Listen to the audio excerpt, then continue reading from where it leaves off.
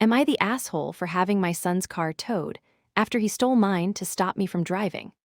The tow truck driver gave me a quizzical look as he hooked up the pristine sedan in my driveway. "You sure, ma'am?" he asked. I looked from my son's car to the brand new, cherry red hatchback the dealership had just delivered and nodded, my jaw set. "Perfectly sure," I said. My son had tried to ground me like a teenager, and I had just declared my independence with a vengeance. I'm Patricia, 78 years old, and I've lived in the same small Minnesota town for my entire life.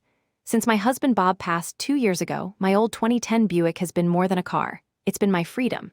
It takes me to my bridge club, my volunteer shift at the library, and to the cemetery to visit Bob.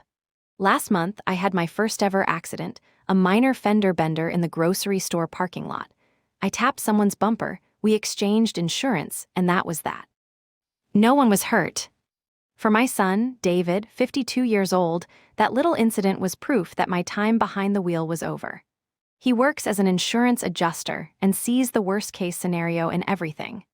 The gentle suggestions to stop driving quickly became daily, anxious phone calls. I assured him I was fine, that it was a fluke, but he wouldn't listen. He came for Sunday dinner last week, and after dessert he held out his hand. "Mom, give me the keys," he said, not as a request, but as a command. "I'll make sure you get wherever you need to go." I felt a hot flash of anger. I told him absolutely not, that he would not be turning his mother into a prisoner. The argument escalated until he stood up, walked to the key hook by the door where the spare has hung for 20 years, and took it. He walked out, got into my Buick, and drove away, leaving his own car parked behind mine in the driveway, effectively trapping me. The rage I felt was indescribable.